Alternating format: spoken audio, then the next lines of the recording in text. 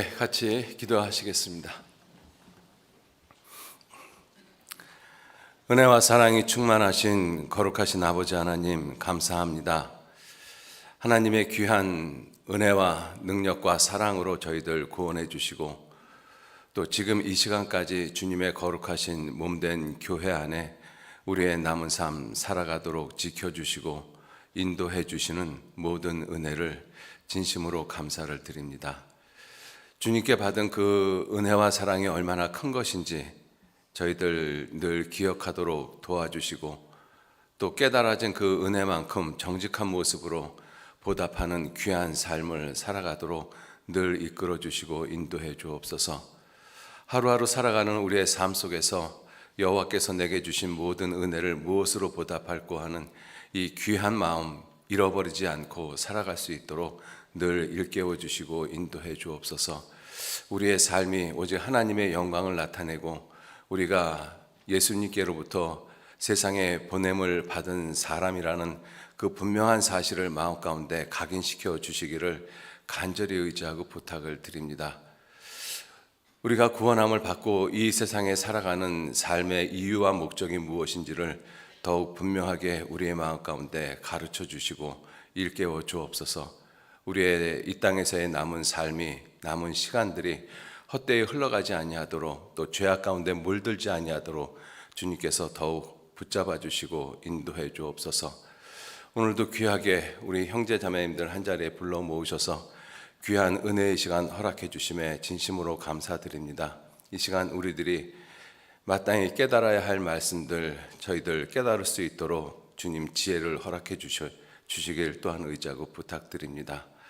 또 이번 주간에 해외에서 또 국내에서 많은 지역에 주님의 복음이 증거되고 있습니다. 증거되는 곳곳마다 주 성령님께서 함께 계셔서 이뤄진 영혼들의 마음에 문을 열어주시고 진리의 말씀, 복음의 말씀을 듣고 구원함을 받을 수 있도록 주님께서 친히 역사하시고 인도해 주옵소서. 또 말씀을 전하시는 모든 분들에게도 더욱 많은 주님의 능력과 지혜와 사랑으로 함께 해주셔서 주님이 이루신 그 복음의 놀라운 비밀을 담대히 증거할 수 있도록 이끌어 주시고 인도해 주옵소서. 또 저희들 충계 수양회를 앞두고 있습니다. 이번 충계 수양회를 통해서도 이뤄진 많은 영혼들이 구원받도록 주 성령님께서 친히 도와주시고 그 일을 위해서 기도하고 준비하고 수고하는 그 모든 손길 위에 지치지 아니하도록 함께 하시고 도와주옵소서. 이 시간도 온전히 주 성령님께만 의지하고 부탁드립니다. 마치는 시간까지 함께 하시고 도와주옵소서. 감사드리면서 우리를 구원하시고 지켜주시는 예수님 이름으로 기도 올렸습니다. 아멘. 요한복음 9장 찾겠습니다.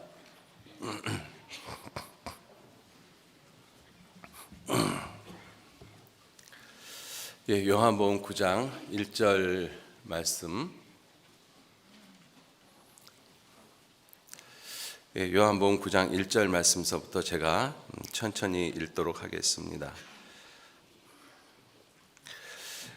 예수께서 길 가실 때 날 때부터 소경된 사람을 보신지라. 제자들이 물어가로되 라삐여, 이 사람이 소경으로 난 것이 네 죄로 인함이오니이까 자기오니이까 그 부모오니이까? 예수께서 대답하시되 이 사람이나 그 부모가 죄를 범한 것이 아니라 그에게서 하나님의 하시는 일을 나타내고자 하심이니라. 때가 아직 낮음에 나를 보내신 이의 일을 우리가 하여야 하리라. 밤이 오리니 그때는 아무 일도 할 수 없느니라. 내가 세상에 있는 동안에는 세상의 빛이로라.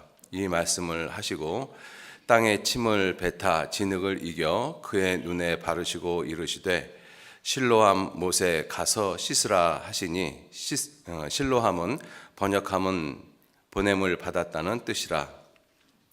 이에 가서 씻고 밝은 눈으로 왔더라. 이웃 사람들과 및 전에 저가 거린인 것을 보았던 사람들이 가로되 이는 앉아서 구걸하던 자가 아니냐, 혹은 그 사람이라 하며 혹은 아니라 그와 비슷하다 하거늘 제 말은 내가 그러라 하니 저희가 묻되 그러면 내 눈이 어떻게 떠졌느냐? 대답하되 예수라 하는 그 사람이 진흙을 이겨 내 눈에 바르고 나더러 실로암에 가서 씻으라 하기에 가서 씻었더니 보게 되었노라. 11절 말씀만 같이 읽겠습니다. 대답하되 예수라 하는 그 사람이 진흙을 이겨 내 눈에 바르고 나더러 실로암에 가서 씻으라 하기에 가서 씻었더니 보게 되었노라. 오늘은 이 실로암에 대해서 같이 생각을 해보시겠습니다. 이 7절 말씀에 이 실로암은 번역하면 보냄을 받았다 라는 뜻이라고 성경은 분명히 말씀을 하고 있습니다. 이 요한복음에 보면 이 못이라고 하는 이 곳이 크게 두 군데가 나옵니다. 여기 요한복음 9장에 실로암 못, 그리고 요한복음 5장에 베데스다 연못, 이 두 군데가 나오는데요. 이 두 군데의 모습이 모두가 다 은혜의 모습인 것입니다. 이 베데스다는 은혜의 집이라는 뜻이거든요. 거기서 이제 하나님의 은혜가 있고, 실로암도 이 보냄을 받았다라는 곳인데, 거기 가서 씻으면 어떤 병이 걸렸든지 낫게 되어졌습니다. 모두가 다 은혜를 상징하고 있는 것이죠. 그런데 성경을 읽다가 보면 요한복음 5장에 있는 베데스다 연못에서 이 나은 사람하고 실로암 못에 가서 나은 사람의 모습이 완전하게 다른 모습을 볼 수가 있습니다. 그래서 그러한 것을 우리가 좀 생각을 해 보시면서 오늘은 이 실로암, 보냄을 받았다라는 이 뜻에 대해서 좀 더 깊이 좀 생각을 해 보시고요. 그리고 예수님이 보냄을 받으신 분이시거든요. 히브리서 3장 1절 말씀에 우리의 믿는 도리의 사도이시며 대제사장이신 예수를 깊이 생각하라, 이렇게 말씀하셨습니다. 예수님은 사도라고 말씀하시거든요. 사도라는 뜻은 보냄을 받았다라는 뜻입니다. 그래서 이 예수님도 이 하나님 아버지께서 이 세상에 보내신 분, 그래서 예수님에게도 실로암이라는 그 의미를 가지고 있다라는 것을 우리가 알 수 있고요. 그리고 요한복음 20장 예수님께서 부활하시고 난 다음에 예수님께서 우리 그 제자들에게 나도 너희를 보내노라, 아버지께서 나를 보내신 것 같이 나도 너희를 보내노라, 이렇게 말씀을 하셨습니다. 그래서 우리 그리스도인들도 예수님께로부터 보냄을 받은 사람입니다. 그런 그 세 가지 그런 작은 주제를 가지고 시간이 허락하는 데까지 오늘 좀 말씀을 좀 드리도록 하겠습니다. 먼저 이 실로암에 대해서 우리가 생각해 보기 전에요, 이 베데스다가 은혜의 집이라는 그러한 의미를 가지고 있습니다. 이 하나님은 세상을 창조하실 때 어떤 조건을 가지고 우리에게 은혜를 베풀어 주신 것이 아니고 무조건적인 은혜를 베풀어 주셨습니다. 그것이 이제 창세기 2장 8절 9절 말씀에 보면 하나님이 사람을 흙으로 지으시고 7절에 그 속에 생기를 불어넣으시니 사람이 생명이 되었다. 그리고 8절에 하나님께서 동방의 에덴의 동산을 창설하시고 그 지으신 사람을 거기 두셨다.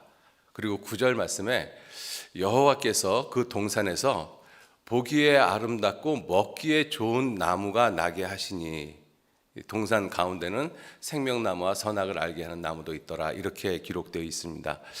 한번 그때 모습을 생각해 보세요. 보기에 아름답고 먹기에 좋은 나무, 나무를 먹는다는 뜻이 아니라 그 나무에서 열린 열매를 먹는데 먹기에 좋다라고 이야기를 하고 있잖아요. 우리가 살고 있는 이 시대에도 여러 가지 열매들이 있습니다. 보기에 아름다운 열매들도 있고, 먹기에 좋은 열매가 있는가 하면 몸에는 좋고 여러 가지 좋은 것이 있는데 먹기에는 썩 좋지 않은 그러한 열매들도 있습니다. 대표적으로 이 두리안 같은 것들이 잡숴보셨는지 모르겠습니다만은, 두리안 같은 것들이 열매 황제라고 이야기를 과일의 황제라고 하는데 사실은 먹기에는 썩 이렇게 즐겁지는 않습니다.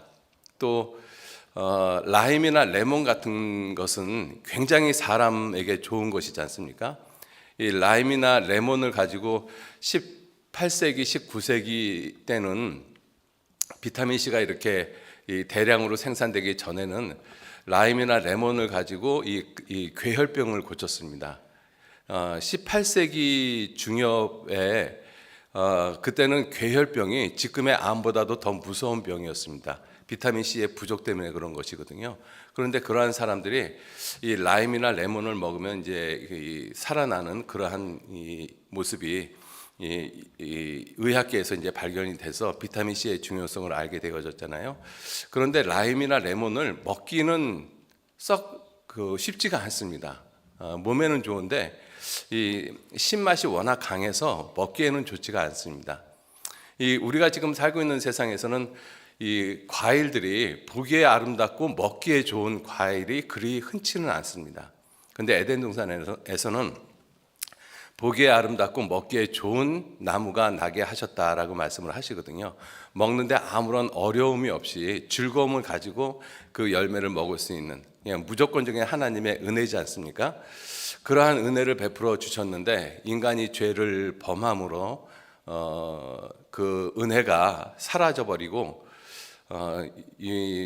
그 범죄하고 난 다음에 창세기 3장 17절 말씀에는 내가 종신토록 수고하여야 땅은 소산을 낼 것이라 이렇게 말씀하시고, 내가 얼굴에 땀이 흘러야 식물을 먹을 것이라 이렇게 말씀하시거든요. 조건이 붙었어요.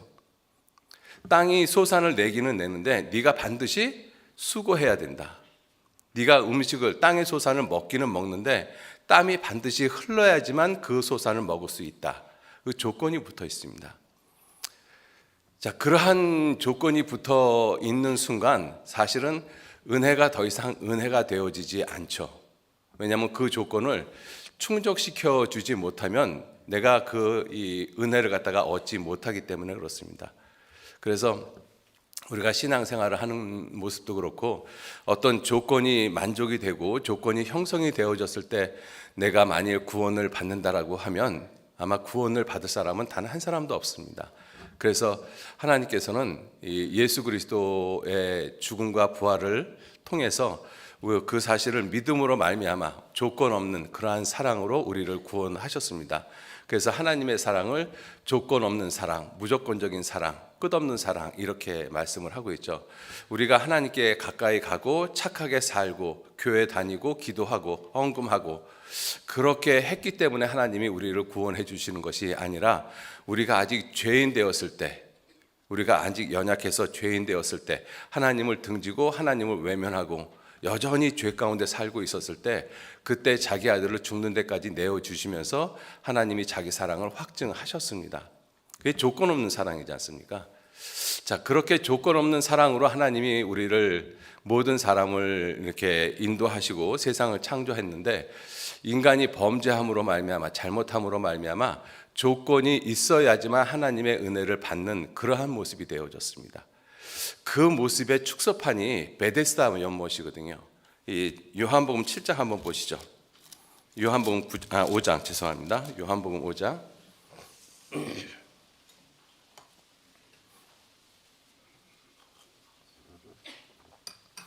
요한복음 5장 1절 말씀서부터 제가 읽겠습니다. 그 후에 유대인의 명절이 있어 예수께서 예루살렘에 올라가시니라. 예루살렘에 있는 양문 곁에 히브리 말로 베데스다라 하는 못이 있는데, 거기에 행각 5이 있고 그 안에 많은 병자들이 있었는데, 그 대부분의 병자들이 어떤 사람들이냐면 소경, 쩔뚝발이, 혈기 마른 자.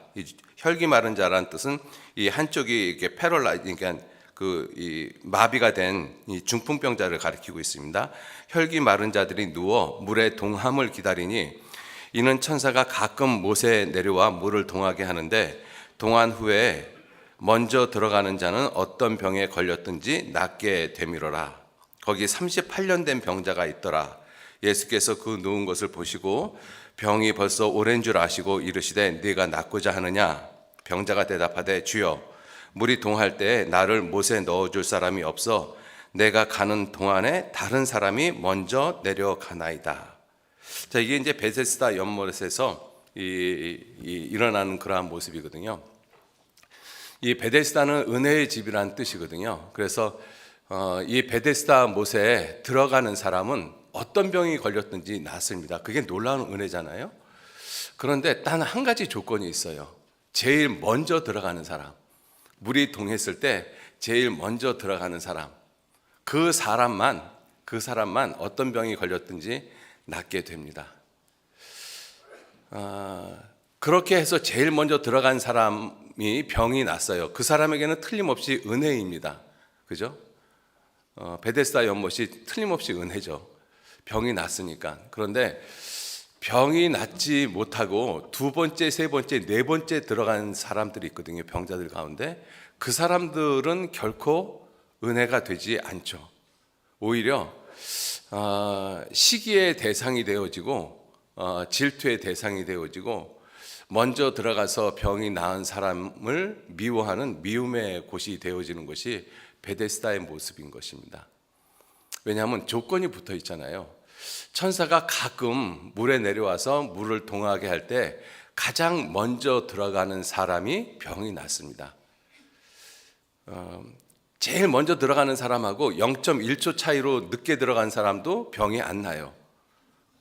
반드시 1등만 인정을 받는 곳입니다. 그죠? 그것이 어디냐면 우리가 살고 있는 세상이잖아요. 이 세상은 2등, 3등은 별로 의미를 두지 않습니다. 1등만 인정을 받는 세상이 우리가 살고 있는 세상입니다. 베데스다 연못하고 똑같은 모습이죠. 자, 그래서 이 병자, 38년 된 병자의 모습을 우리가 좀 가만히 생각을 해보면 이 사람이 예수님한테 이렇게 말하잖아요. 물이 동할 때 나를 못에 넣어줄 사람이 없어. 내가 내려가는 동안에 내가 분명히 먼저 보고 그리고 내가 내려가는데, 그런데 다른 사람이 나보다 먼저 물에 들어가서 그 사람이 나았습니다. 이 38년 된 병자가 자기보다 먼저 들어가서 병이 나은 사람을 보고 당신 정말 축하합니다. 먼저 들어가서 병이 나았네요. 정말 좋겠습니다. 축하합니다. 이렇게 얘기를 하겠어요? 그렇게 얘기를 안 하죠. 저 같으면 네가 아니었으면 내가 병이 났는데, 내가 한 발만 먼저 들어갔으면 내가 났는데 너 쎄치게 한 거잖아. 저 같으면 그런 생각이 들 것 같아요. 속으로 죽여버리고 싶은 생각이 안 들겠어요? 그죠? 왜 그러냐면 38년을 누워 있었잖아요. 여러분들 한번 생각해 보세요. 내가 한 이틀만 누워 있어도 허리가 끊어질 것 같이 아프지 않습니까? 그죠? 근데 38년을 누워 있습니다. 이게 보통 고통이 아니거든요. 근데 이 38년을 누워 있는 사람이 물이 동하기를 바라고 있는 거예요. 이 베데스다 연못에는 사실 스스로 들어갈 수 있는 병자들이 없습니다. 많은 병자들이 있다라고 했는데 3절에 그 많은 병자들의 대부분이 어떤 사람들이냐면 소경, 쩔뚝발이, 혈기 마른 자, 중풍병자. 여러분들 이 세 종류의 병자들은요, 물이 동해도 스스로 먼저 들어갈 수 있는 능력이 없는 사람들이에요. 누군가가 넣어줘야 되거든요. 그래서 이 38년 된 병자도 물이 동하는 것을 보고 내가 먼저 들어가려고 하는데 나를 못에 넣어줄 사람이 없습니다. 누가 넣어주겠어요? 자기 병을 먼저 놔야지. 그죠? 세상이 그렇잖아요. 세상이 1등의 자리를 나한테 양보를 결코 하지 않습니다. 세상은 반드시 1등이 돼야 되고 1등 된 사람만 인정을 받는 곳이잖아요. 자, 그래서 이 38년 된 병자의 입장에서 봤었을 때는 나보다 먼저 들어가서 병이 나은 그 사람을 축하해주고 축복해주는 것이 아니라 미움이 가득하고 저 사람이 아니었다라면 내가 병이 나을 수 있었는데, 이러한 생각을 할 수밖에 없는 것이죠. 이제 그러한 생각이 계속 진행되어지다가 보면 이제 어떤 생각이 드는가 하면, 이 38년 된 병자의 입장에서 이와 같은 일들을 한 번, 두 번, 세 번 이렇게 겪었다라고 한번 가정을 한번 해보면, 나중에 이 38년 된 병자는 마음속에서 어떤 생각이 드는가 하면, 차라리 저 베데스다 연못 없어졌으면 좋겠다. 너도 병 낫지 못하고 나도 병 안 낫고 차라리 저거 없어졌으면 좋겠다. 왜냐하면 나보다 먼저 들어가서 병이 나은 사람을 보면 38년 된 병자의 입장에서는 결코 마음이 편하지 않습니다. 그러니까 어차피 내가 고침을 못 받을 바에는 너도 고침 못 받았으면 좋겠다. 이것이 죄인들이 갖고 있는 죄성의 모습인 것입니다. 어떤 특별하게 악해서 그러한 마음을 갖는 것이 아니라 그와 같은 상황을 계속 겪게 되어지면 인간은 그러한 생각을 가질 수밖에 없어요. 왜냐하면 그것이 사람의 본성, 죄성이기 때문에 그렇습니다. 자, 그래서 이 베데스다 연못의 모습은 조건이 있어야지만 은혜를 받는 것이잖아요. 그 조건이 무슨 조건이냐면 가장 먼저 들어가는 사람, 딱 한 사람, 가장 먼저 들어가는 한 사람만 병이 낫는다. 여러분들 그것이 은혜겠습니까? 그것이 결코 은혜가 아닌 거예요. 분명히 베데스다 연못은 은혜의 집입니다. 그런데 은혜가 더 이상 은혜 되어지지 못하게 되어졌어요. 모든 사람에게 조건 없이 주는 것이 은혜인데 이 베데스다 연못에는 반드시 하나의 조건이 있습니다. 먼저 들어가야 된다. 먼저. 그러니까 그것은 더 이상 은혜가 아니죠. 우리가 살고 있는 이 세상은 하나님이 은혜로운 세상을 만들었습니다. 보기에 아름답고 먹기에 좋은 나무가 나게 하는 그러한 세상을 만드셨어요. 그런데 그러한 세상을 인간이 죄를 지음으로 말미암아 얼굴에 땀이 흐르는 그 조건이 충족돼야지만 땅은 내게 먹을 식물을 준다라고 말씀을 하고 있습니다. 우리가 살고 있는 세상입니다. 그래서 우리가 살고 있는 세상은 베데스다 연못처럼 서로 경쟁이 치열할 수밖에 없어요. 반드시 1등을 해야 돼요. 내가 남을 밟고 올라가야만 되는 것입니다. 그것이 은혜가 아니죠. 저주받은 세상인 것입니다. 베데스다라는 이 아름다운 이름, 은혜의 집이라는 그 아름다운 이름이 사실은 아름다운 은혜의 집이 아니라 이게 시기의 대상, 질투의 대상, 미움의 대상, 이러한 모습이 되어져 있죠. 지금 우리가 살고 있는 이 세상의 모습인 것입니다.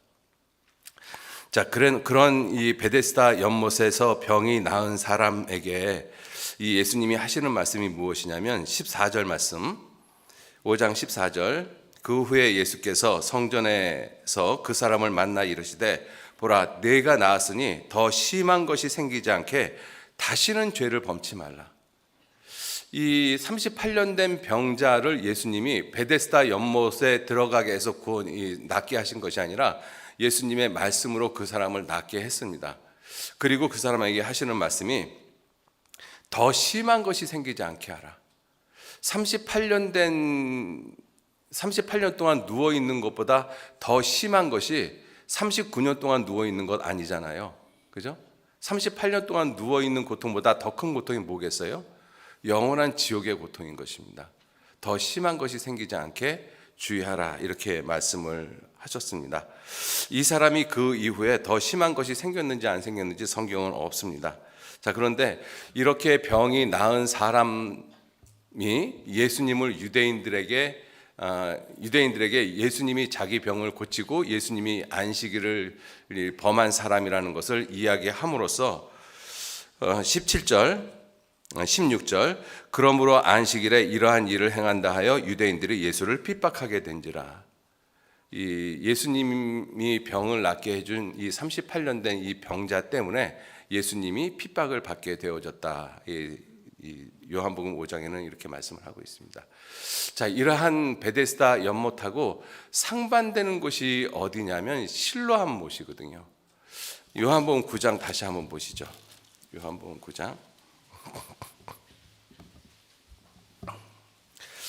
날 때부터 소경된 사람을 보고 제자들이 물었습니다. 주님, 이 사람의 소경된 것이 이 사람의 죄 때문에 그렇습니까? 부모 죄 때문에 그렇습니까? 우리 사람들은 육체적인 어떤 질병, 그리고 이 태어나면서부터 어떤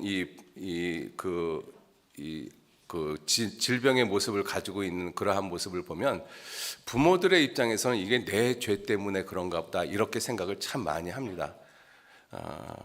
자, 그래서 이제 제자들도 이 사람이 날 때부터 소경이 됐는데 이 소경으로 된 것이 누구의 죄 때문입니까? 이렇게 물었습니다. 사람들은 소경으로 난 것, 이 신체가 좀 부족한 모습으로, 이 어려운 모습으로 되어져 있는 모습을 보면 이것이 죄 때문이다라고 죄하고 연관을 짓거든요. 나중에 이 바리새인들도 이 소경한테 뭐라고 이야기를 하는가 하면 네가 온전히 죄 가운데 나서 우리를 가르치려 하느냐 이렇게 이야기를 하거든요. 소경으로 난 것을 죄 가운데 났다라고 분명히 이야기를 하고 있습니다. 그런데 그러한 사람들의 생각하고 전혀 다른 대답을 예수님께서 하셨어요. 3절 말씀에 9장 3절 예수께서 대답하시되 이 사람이나 그 부모가 죄를 범한 것이 아니라 그에게서 하나님의 하시는 일을 나타내고자 함이라. 소경으로 태어난 그것이 목적이 있다는 것이죠. 하나님이 하시고자 하는 일의 목적이 있다는 것입니다. 그 하나님이 하시는 일을 나타내기 위해서 그 사람이 소경으로 태어났다 이렇게 말씀을 하고 계시는 것이죠. 자, 그리고 그 소경에게 예수님께서 진흙을 이겨서 그 눈에 바르고 그리고 실로암 못에 가서 씻으라 이렇게 말씀하셨어요. 실로암은 번역하면 보냄을 받았다는 뜻이라. 그래서 이 사람이 예수님의 말씀을 듣고 실로암에 가서 씻고 밝은 눈으로 왔다 이렇게 되어 있습니다. 이 실로암에 가서 밝은 눈으로 씻고 밝은 눈으로 왔어요. 이 실로암에 가서 눈이 뜨게 되어진 것은 먼저 갔기 때문에 눈이 떠진 것이 아니죠. 먼저 갔던 나중 갔던 그 순서하고는 아무 상관없이 실로암에 가기만 하면, 예수님이 보내서 실로암에 가기만 하면 어떤 병이든지 다 낫습니다. 이 실로암은 뭐가 없어요? 조건이 없습니다. 하나님의 은혜를 받는, 병이 고침을 받는 그 모습에 조건이 없어요. 단지 예수님께서 그쪽으로 보내시기만 하면 돼요. 그러면 그 실로암에 가서 씻고 밝은 눈으로 옵니다. 실로암은 조건이 없죠. 베데스다는 조건이 있어요. 먼저 가는 사람, 먼저 들어가는 사람. 실로암은 예수님께서 보낸 그곳에 가는 그 모든 사람은 이 어떠한 병이든지 그 병에서 낫습니다. 그죠? 자, 그래서 우리가 베데스다하고 실로암하고 생각을 해보면, 베데스다에서 병이 나은 사람은 은혜를 은혜로 알지 못합니다. 무슨 뜻이냐면, 베데스다에서 어떤 사람이 먼저 들어가서 병이 났어요. 자기가 병난 것을 자랑을 합니다. 어떻게 자랑을 할까요? 아, 하나님의 은혜로 내가 병이 났어, 이렇게 자랑하는 것이 아니라 내가 먼저 들어갔어, 내가 제일 먼저 갔거든, 그래서 내가 병이 났어. 자기가 제일 먼저 들어갔다는 자기를 자랑할 수밖에 없는 거예요. 실제로 먼저 들어가서 병이 난 것이 아니라 하나님의 은혜로 병이 나은 것이잖아요. 근데 그 하나님의 은혜의 조건이 뭐냐면 먼저 들어가는 자라는 조건이 붙었을 따름이지, 먼저 인간의 노력 때문에 병이 나은 것은 아닌 것입니다. 그런데 베데스다에서 병이 나은 사람은 항상 자기 병이 나은 것을 이야기할 때 내가 제일 먼저 들어갔어, 내가 1등이야, 그래서 내가 성공한 거야, 그래서 내가 났어.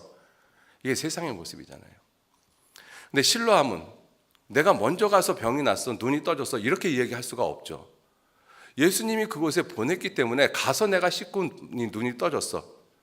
그러니까 온전히 은혜를 갖다가 생각할 수밖에 없는 것이죠.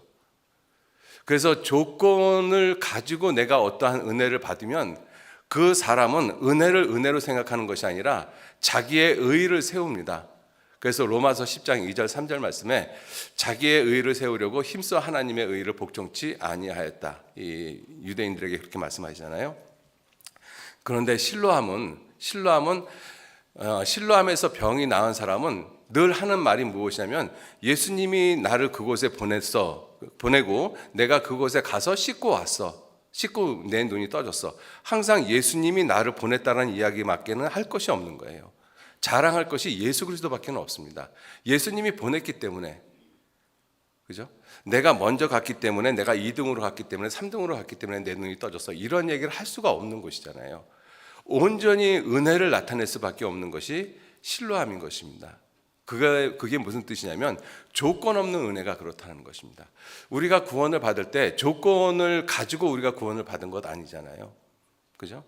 우리가 열심히 교회를 다니고 헌금을 했고 뭐 선교를 많이 하고 그래서 우리가 구원을 받은 것이 아닙니다. 만일 그래서 구원을 받은 사람이라면 그는 구원을 받을 때마다 무엇을 자랑해요? 내가 이렇게 해서 새벽 기도도 하고 철야 기도도 하고 교회도 몇 개 세우고 헌금도 많이 하고 이것저것 많이 했어. 주의 이름으로 귀신을 내어쫓고 주의 이름으로 권능을 행하고 주의 이름으로 많은 일을 했습니다. 예수님은 내가 너희를 도무지 모르겠다 이렇게 말씀하셨잖아요. 실로암에서 낳은 사람들은 오직 예수님을 자랑할 것밖에 없습니다. 굉장히 중요한 것이죠. 우리가 교회 안에서 형제자매님들하고 교제를 하고 간증을 하면서 이야기할 수 있는 것은 예수님이 나를 구원하셨다라는 것밖에는 이야기할 것이 없어요. 내가 구원받기 전에 나를 자랑할 수 있는 것이라면 예수님 앞에서 죄 짓고 하나님 앞에서 죄 지은 것밖에는 자랑할 것이 아무것도 없잖아요. 자, 그러한 우리를 하나님이 무조건적인 사랑으로 우리를 구원해 주셨습니다. 조건 없는 사랑으로 우리를 구원해 주셨거든요. 여러분들 지난 주일이 부활절이었지 않습니까? 그래서 이 목사님도 부활절 그 요한복음 11장 25절 나는 부활이요 생명이니 나를 믿는 자는 죽어도 살겠고 무릇 살아서 나를 믿는 자는 영원히 죽지 아니하리라. 이 말씀으로 이제 이 말씀을 우리에게 주셨는데요. 이 예수님의 부활을 우리가 생각을 해보면 예수님이 부활을 하셨다라는 것은 예수님이 십자가에서 죽으셨고 그 십자가의 죽으심이 우리의 죄를 영원히 용서하셨다라는 것을 확증시켜주는 모습이 예수님의 부활의 모습이라고 말씀하십니다. 그죠?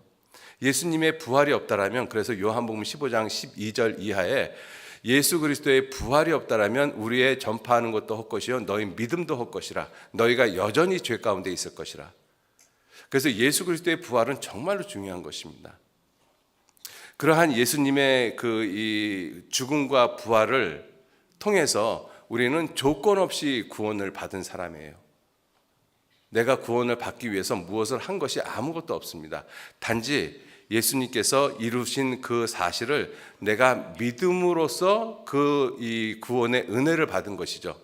그래서 너희가 그 은혜를 믿음으로 말미암아 구원을 얻었나니 이것이 너희에게서 난 것이 아니요 하나님의 선물이라, 이렇게 말씀하셨죠.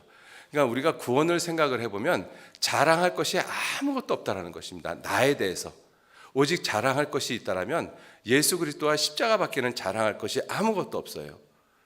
구원을 이루기 위해서 하나님은 예수님을 보내셨고 예수님은 이 땅에 오셨고 그리고 죽으셔서 이 구원을 완성을 하셨습니다. 그리고 그 사실을 믿는 사람들에게 구원을 얻도록, 천국 갈 수 있도록 하나님이 그 길을 열어주셨어요. 그 모든 것들이 사람이 할 수 있는 부분은 하나도 없습니다. 오직 전부 다 하나님께서 그 일을 하셨어요. 그래서 우리 구원받은 그리스도인들도 내가 구원에 대해서 이야기를 할 때는 자랑할 것이 십자가밖에는 없어요. 예수 그리스도밖에는 없습니다. 그죠? 자, 그래서 이 실로암은 무조건적인 은혜, 먼저 보내심을 받은 이 조건을 가지고 구원을 받은 것이 아니라 무조건적인 은혜입니다. 그래서 예수님께서 놀라운 말씀을 하시죠. 세상 모든 사람들에게 놀라운 초청을 하십니다. 마태복음 11장 28절에 수고하고 무거운 짐진 자들아 다 내게로 오라. 다 내게로 오라. 조건 없이 다 오라는 것입니다. 값 없이 돈 없이 와서 젖을 사라, 이렇게 말씀을 하시잖아요. 값 없이 와서 물을 마시라고 말씀하십니다. 조건이 없어요. 누구든지 다 오라는 것입니다. 수고하고 무거운 짐진 자들 다 내게로 오라. 내가 너희를 쉬게 하리라. 거기에 조건이 없습니다. 가기만 하면 되거든요. 그죠? 예수님에게 가기만 하면 나머지는 예수님이 책임지십니다. 우리가 예수님에게 가기만 하면 예수님이 그 오는 사람을 예수님이 반드시 책임을 지셔요. 요한복음 6장을 잠깐 보시죠. 요한복음 6장.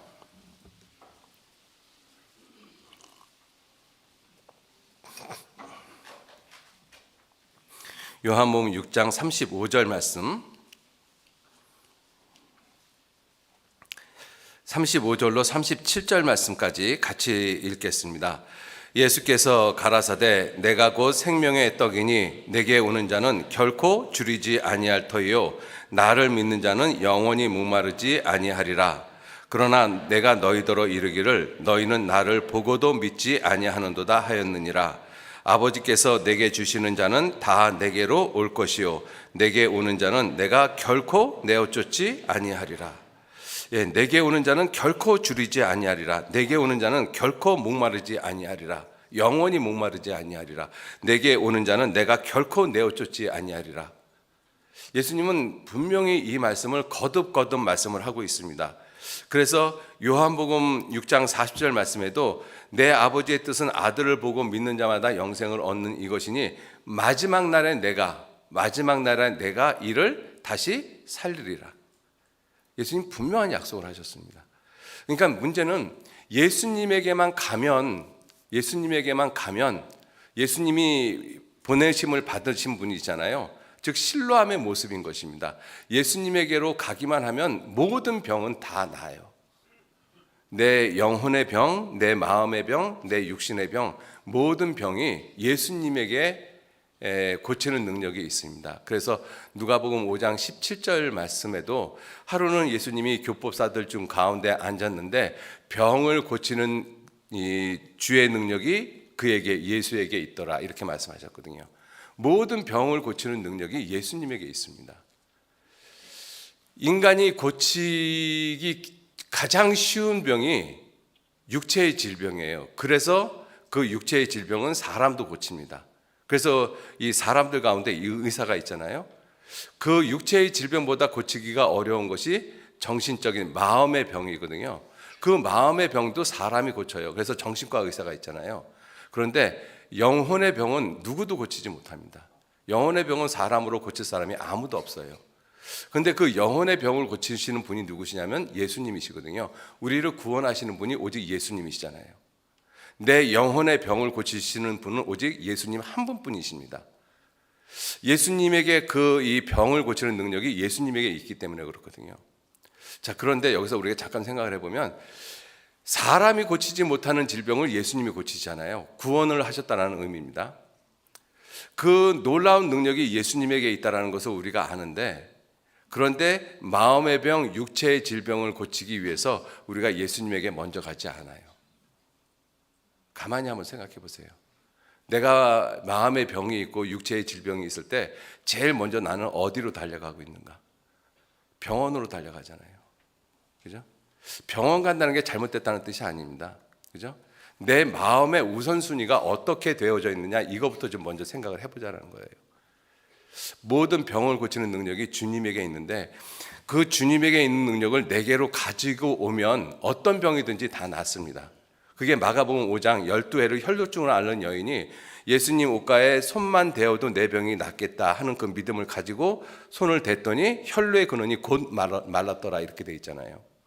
그래서 예수님이 자기에게서 능력이 나간 줄 곧 아시고 누가 내 옷을 만졌느냐, 이렇게 물어보잖아요. 그래서 그 여인이 자기에게 일어난 모든 일을 예수님에게 고하니까 예수님께서 딸아, 내 믿음이 너를 구원하였으니 평안히 가라, 이렇게 말씀하셨습니다.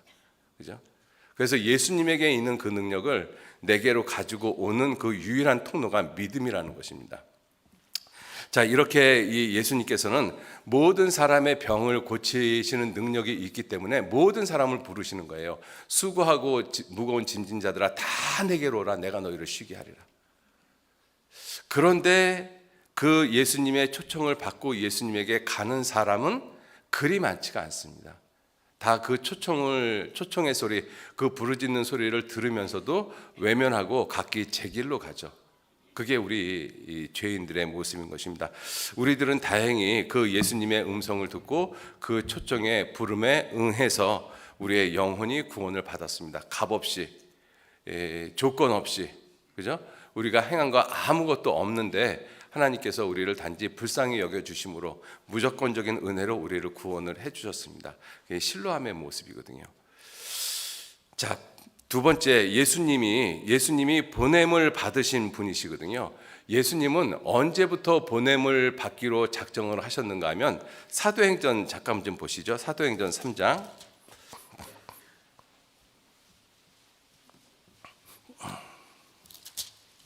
사도행전 3장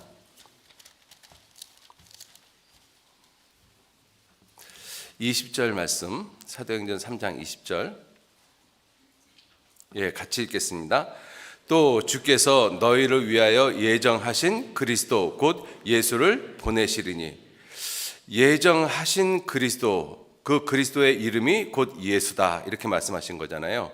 그 예수님을 보내셨다 이렇게 말씀을 하시는데 그 예정하신 그리스도 예수를 보내셨다라고 말씀하시고 있습니다. 언제 예정을 하셨는가 하면 창세 전에 예정을 하셨습니다. 그래서 에베소서 1장 3절로 5절 말씀이 창세 전에 그 그리스도 안에서 우리를 택하셨다. 그래서 창세 전에 예정하신 것이 그리스도를 예정을 하신 거잖아요. 그죠? 그래서 창세 전에 예정하신 그리스도, 그분의 이름이 예수님, 그 예수님을 보내셨다 이렇게 말씀을 하고 있습니다. 그래서 갈라디아 4장 4절 말씀에 때가 참에 하나님이 그 아들을 보내사, 때가 참에 예정하신 대로 그 때가 참에 하나님이 그 아들을 보내사 여자에게서 나게 하시고 율법 아래 나게 하셨다. 그래서 예수님은 스스로 온 것이 아니라는 것을 요한복음에 거듭 말씀을 하고 계십니다. 우리가 요한복음을 읽으면서 계속 우리가 생각을 해야 될 것이 무엇이냐면 예수님께서 내가 스스로 온 것이 아니라 아버지께서 나를 보내서 왔다라는 말씀을 아주 많이 하고 계십니다. 요한복음 8장 42절 한번 보시죠.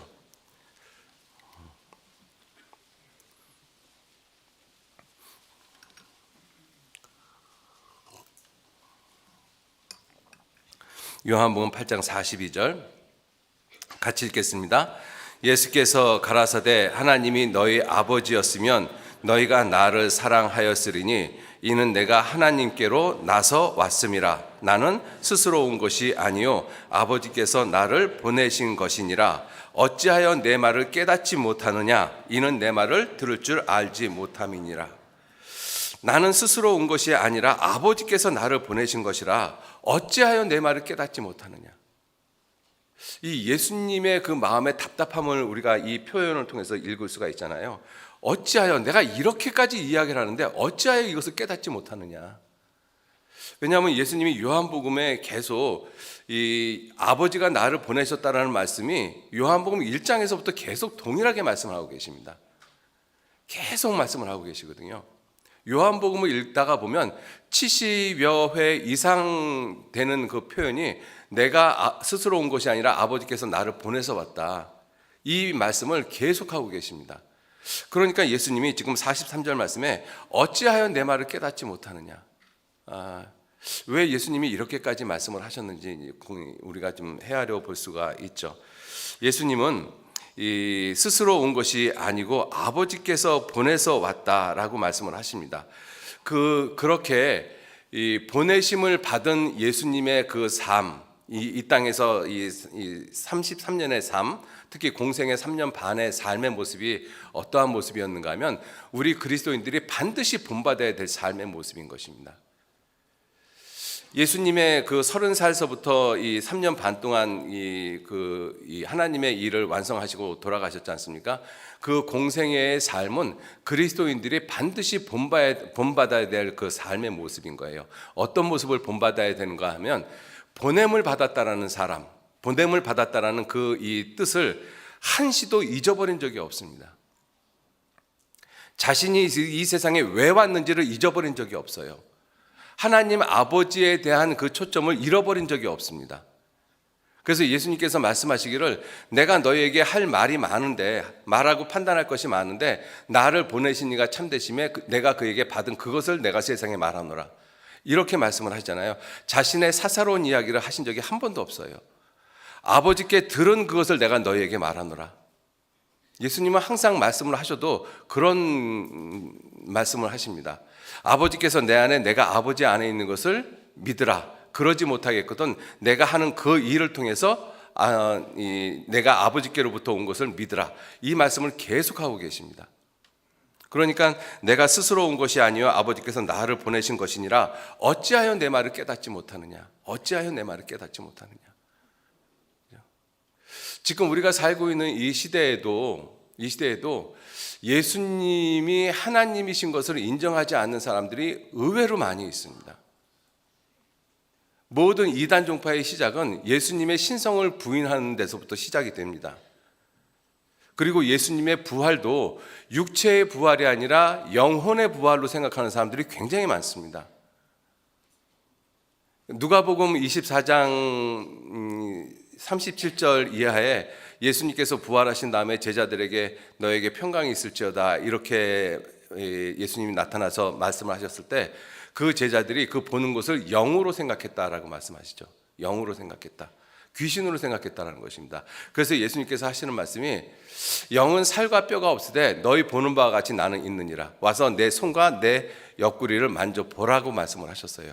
그래도 귀에서 믿지 못한다고 말씀을 했었을 때 이 제자들에게 여기 무슨 먹을 것이 있느냐. 그래서 구운 생선 한 토막을 드리매 거기서 그것을 받으시고 그 앞에서 잡수셨다라고 말씀하시거든요. 예수님의 육체가 부활한 것을 입증하기 위해서 그렇습니다. 예수님은 영혼이 부활한 것이 아니라 육체가 부활하셨거든요. 그런데 많은 사람들이 예수님이 육체가 부활하신 것이 아니라 영혼이 부활했다. 단지 홀령이다. 예수님의 현현이다. 이렇게 이야기를 하고 있습니다. 아니요. 예수님은 육체가 부활하셨습니다. 그것이 예수님이 하나님이신 것을 분명히 증거하는 말씀이거든요. 성결의 영으로는 능력으로 부활하여 하나님의 아들로 인정되셨다. 로마서 2장 4절에는 아주 분명하게 말씀을 하고 있습니다. 자, 그 예수님께서는 그러한 모든 것들이 내가 스스로 온 것이 아니라 아버지께서 나를 보내서 왔다. 이것을 삶 가운데서 계속 말씀을 하고 계시고 그 모습에 예수님의 삶에 예수님의 그 이 생의 초점이 항상 아버지 하나님이셨고 그리고 그 목적이 아버지께서 자기에게 하라고 하신 일을 갖다가 이루는 것이 삶의 목적이었습니다. 그게 보냄을 받은 자의 합당한 모습인 것이죠. 보냄을 받은 사람이 보낸 자의 뜻하고는 아무 상관없이 산다라면 그 사람은 보냄을 받은 사람이 아니죠. 자기 스스로 온 것이죠. 근데 예수님께서는 내가 스스로 온 것이 아니다. 그것을 입증하기 위해서 예수님은 항상 아버지를 말씀하셨고 아버지의 뜻을 이루기 위해서 죽기까지 복종하셨습니다. 그것이 예수님의 삶이셨거든요. 그게 보내심을 받은 사람의 합당한 삶의 태도인 것입니다. 보냄을 받은 사람은 보내신 분을 위해서 살아야 되고 보내신 분의 뜻을 위해서 살아야 되고 보내신 분의 뜻을 이루기 위해서 살아야 되는 것이 보냄을 받은 자의 모습인 것이죠. 예수님은 그 모습을 완전하게 이루신 분이십니다. 그래서 요한복음 17장이 예수님 십자가에 돌아가시기 전에 기도하신 긴 내용이잖아요. 그 요한복음 17장의 그 기도의 내용을 보면 중심이 하나님의 영광입니다. 그리고 두 번째가 무엇이냐면 내가 스스로 온 것이 아니라 아버지께서 나를 보내신 것을 세상 사람으로 믿게 하기 위한 것이 목적인 거예요. 요한복음 17장 한번 보시죠. 요한복음 17장 이 26절 말씀 가운데서 이 4절 말씀이 이렇게 되어 있습니다. 17장 8절 말씀 제가 읽겠습니다. 나는 아버지께서 내게 주신 말씀을 저희에게 주었사오며 저희는 이것을 받고 내가 아버지께로부터 나온 줄을 참으로 아오며 아버지께서 나를 보내신 줄도 믿었사옵나이다.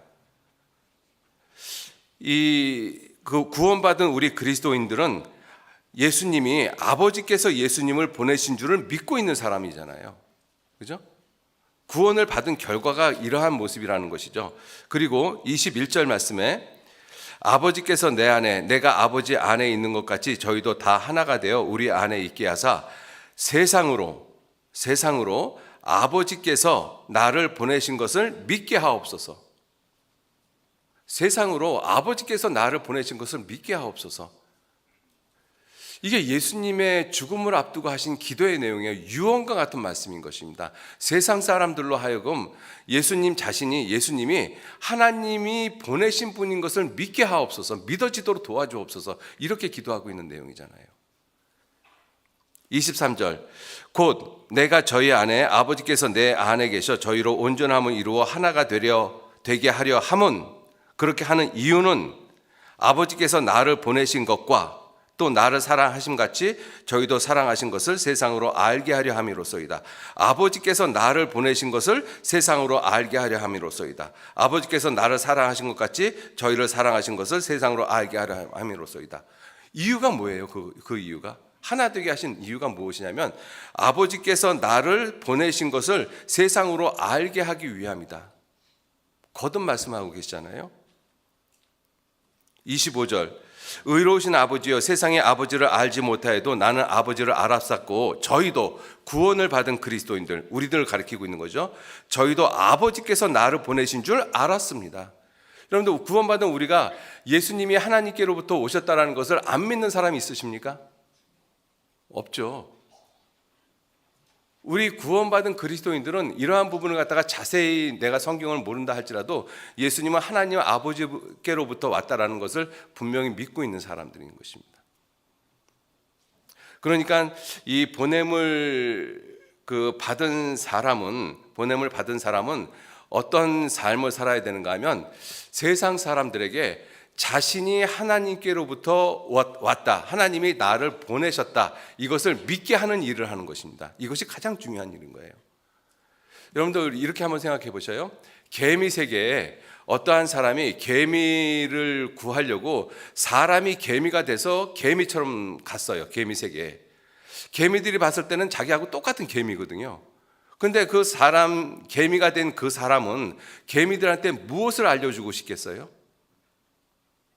개미들한테 알려주고 싶은 내용이, 내가 원래는 사람이었었는데 너희를 구하기 위해서 내가 개미가 되어졌다, 이거를 알려주고 싶지 않았겠어요? 가장 중요한 내용이잖아요. 너희는 단지 나를 개미로 보겠지만 나는 실상 개미가 아니라 나는 사람인 것이다. 그런데 내가 왜 개미가 되어졌느냐? 너희들을 구하기 위해서. 이거를 알려주는 것이 목적이잖아요. 그죠? 예수님의 모습이 바로 그와 같았습니다. 예수님은 하나님이시거든요. 그 하나님이 이 세상에 오셨어요. 그 예수님께서 이 세상에 오셔서 하시는 말씀이 무엇이냐면, 내가 스스로 온 것이 아니라 아버지께서 나를 보내서 왔다.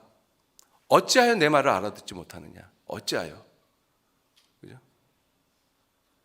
그래서 예수님은 하나님 아버지께로부터 보내심을 받은 사람이고, 보내심을 받았기 때문에 그 보내신 분의 뜻을 이루는 것이 예수님의 삶의 목적이었습니다. 그 일을 예수님이 완성하셨잖아요. 그래서 요한복음 17장 4절 말씀에 아버지께서 내게 하라고 주신 일을 내가 이루어 아버지를 세상에서 영화롭게 하였습니다. 놀라운 말씀을 하신 거잖아요. 그죠? 보냄을 받은 분은 보내신 분의 뜻을 이루는 것이 삶의 목적입니다. 다른 것이 삶의 목적이 될 수가 없어요. 자, 그렇게 사신 분이 예수님이시잖아요. 우리는 그분을 주인으로 섬기고 있습니다. 그런데 그 예수님께서 부활하시면서 우리에게, 제자들에게 무슨 말씀을 하셨는가 하면, 요한복음 20장 보시죠.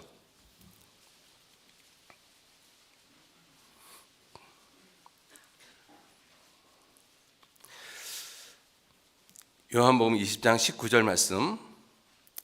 이날 곧 안식 후 첫날 저녁 때 제자들이 유대인들을 두려워하여 모인 곳에 문을 닫았더니 예수께서 오사 가운데 서서 가라사대 너에게 평강이 있을지어다. 이 부활하신 예수님이십니다. 이 말씀을 하시고 손과 옆구리를 보이시니 제자들이 주를 보고 기뻐하더라. 21절 같이 읽겠습니다. 예수께서 또 가라사대 너에게 평강이 있을지어다. 아버지께서 나를 보내신 것 같이 나도 너희를 보내노라. 아버지께서 나를 보내셨다. 예수님을 보내셨어요. 그래서 예수님은 아버지의 뜻을 이루기 위해서 살다가 죽으셨습니다. 그것이 예수님의 이 땅의 삶이었거든요. 그 예수님께서 우리에게 하시는 말씀이, 제자들에게 하시는 말씀이, 아버지께서 나를 보내신 것 같이 나도 너희를 보내노라. 나도 너희를 보내노라. 여러분들, 이 말씀 앞에서 솔직하게 한번 우리 생각을 한번 해봅시다.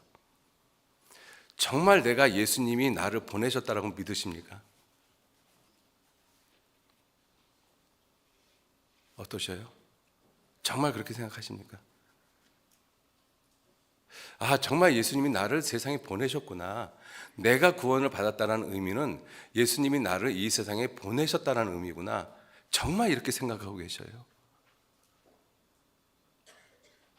그리스도인이라는 의미가 굉장히 많이 있습니다.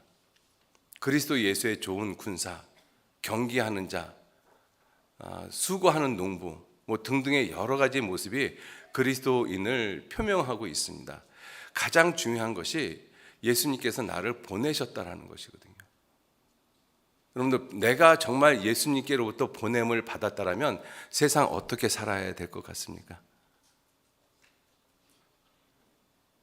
내가 정말 예수님께로부터 보냄을 받은 사람이라면 내가 지금 물론 그러한 생각을 가지고 그러한 믿음을 가지고 살아가시는 분이 우리 안에는 정말 많이 있다라고 저는 확신을 합니다. 그래서 하나님이 우리 교회를 들어서 쓰시고 그래서 세계 선교 끊임없이 복음이 전해진다라고 분명히 믿고 있습니다. 자, 그런데 그러한 분들이 있는 반면에 그러지 못한 분들도 틀림없이 있거든요.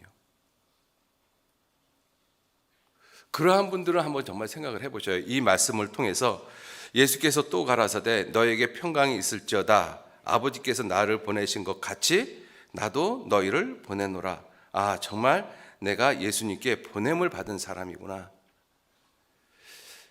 이것이 정말 확실하다라면 세상 염려, 걱정, 그러한 모든 것들은 부차적이고 부수적인 것입니다. 그죠? 예수님께서는 하나님께서 자기를 보내셨다는 것을 확신하고 있었기 때문에 그 당시 민족적인 상황이나 정치적인 상황에 대해서 아무 언급을 안 하셨어요. 왜? 그건 그렇게 중요한 문제가 아니거든요. 아버지의 뜻이 이스라엘을 독립시키는, 그 당시에 이스라엘을 독립시키는 것이 아버지의 뜻이 아니잖아요. 제자들은 물었습니다. 때와 기한을 주여 이스라엘 나라를 회복하심이 이때입니까? 예수님이 뭐라고 말씀하셨어요? 때와 기한은 아버지께서 자기 권한에 두셨으니 너희 알 바 아니다. 보냄을 받은 사람의 삶이 무엇이냐, 이거를 우리가 지금 정말 생각 한번 해보셔야 돼요. 그거를 생각하기 위해서는 정말 내가 하나님께, 예수님께로부터 보냄을 받은 사람이라는 분명한 믿음을 가지고 살아가고 있느냐 하는 것이죠. 그런데 우리가 믿음 그러면 구원받는 믿음만 생각을 하셔요.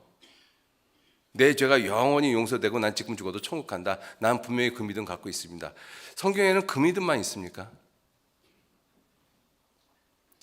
요한복음 17장에 예수님께서 거듭거듭 말씀하신 것이 저희로 우리와 하나가 되게 하려 함은 아버지께서 나를 보내신 것을 세상으로 알게 하려 하심이로다. 이렇게 말씀하시잖아요. 그 믿음도 우리가 분명히 있어야 되는 것입니다. 아, 정말 예수님이 나를 보내셨구나.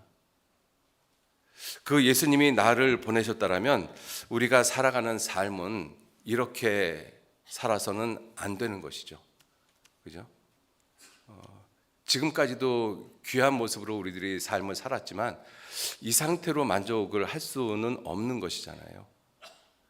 이 실로암에 가서 이 눈이 떠진 이 소경이 요한복음 9장 25절에 예수님, 이 유대 종교가들하고 변론을 하면서 유대인들은 예수님을 죄인이라고 이야기를 하거든요. 그런데 그 소경은 뭐라고 이야기를 해요? 그가 죄인인지 아닌지 나는 모르겠다. 근데 분명한 것은 내가 소경으로 있다가 그 사람 때문에 내가 눈이 떠졌다. 그거 한마디잖아요.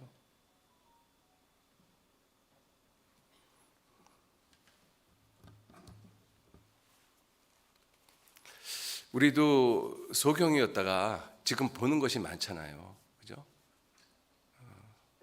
우리가 소경이었을 때 성경이 안 보였잖아요. 성경책은 보였지만 성경에 있는 내용들은 하나도 안 보였습니다. 십자가를 수없이 많이 봤지만, 길거리에 빨간 십자가는 봤지만 그 십자가가 무엇을 의미하는지 우리가 진짜로 못 봤지 않습니까? 우리가 소경이 되었을 때 예수님의 부활을 못 봤잖아요. 그런데 우리는 소경이 눈이 떠지고 난 다음에 우리는 예수님의 죽음과 부활을 봅니다. 소경이었을 때는 내 삶을 못 봤잖아요. 내 삶이 어디서 시작되고 어떻게 끝나는지, 삶의 목적이 무엇인지, 의미가 무엇인지 아무것도 몰랐지 않습니까? 눈이 떠지고 난 다음에 삶이 무엇이고 죽음이 무엇인지 알잖아요. 우리가 분명히 보는 것이 있습니다. 그죠? 전에는 내가 보지 못했던 것들이 있는데 지금 분명히 보는 것들이 있잖아요. 내가 보냄을 받았다라는 것, 이것도 우리가 분명히 봐야 되는 것입니다. 아, 예수님이 나를 보내셨구나. 내가 보냄을 받은 사람이구나. 그죠? 그리고 그 보냄을 받은 사람은 보내신 분의 뜻을 온전히 이루는 것이 가장 큰 삶의 목적인 것입니다. 나를 위해서 사는 삶이 아니라 나를 보내신 분을 위해서 사는 삶, 그것이 진정으로 신뢰함의 의미입니다. 그죠? 저와 여러분들 이 세상에 그냥 온 것이 아니고 그냥 구원을 받은 것이 아니고 목적이 있습니다. 예수님께서 보내신 사람들이거든요. 보내신 사람들은 보내신 분의 뜻을 이루어야 돼요. 반드시 이루어야 됩니다. 그게 예수님의 삶이었지 않습니까? 같이 기도하시겠습니다. 하나님, 귀한 은혜와 사랑에 진심으로 감사를 드립니다.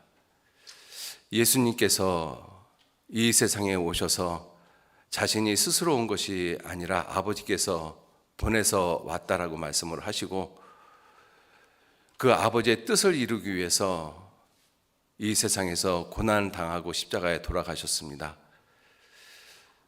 그 예수님을 우리가 주님으로, 주인으로 섬기는 삶을 살아가고 있습니다. 구원함을 받은 우리 그리스도인들이 예수님께서 나를 세상에 보내셨다라는 그 분명한 사실을 마음 가운데 각인시켜 주시고 믿어질 수 있도록 주님께서 더욱 도와주시고 인도해 주옵소서. 그래서 우리의 삶이, 보냄을 받은 자의 삶이 자신을 위한 삶이 아니라 보내신 분을 위해서, 보내신 분의 뜻을 위해서, 목적을 이루기 위해서 사는 삶이라는 것을 마음 가운데 더욱 분명히 각인시켜 주시기를 간절히 의지하고 부탁드립니다. 그래서 우리의 삶을 통해서 오직 하나님만이, 예수 그리스도만이 영광을 받으실 수 있도록 도와주시고, 우리의 삶이 오직 십자가만 자랑하는 그러한 삶이 되도록 우리 한 사람 한 사람 인도하시고 이끌어 주시기를 간절히 의지하고 부탁드립니다. 모든 것 주님께 감사드리면서 예수님 이름으로 기도 올렸습니다. 아멘. 예.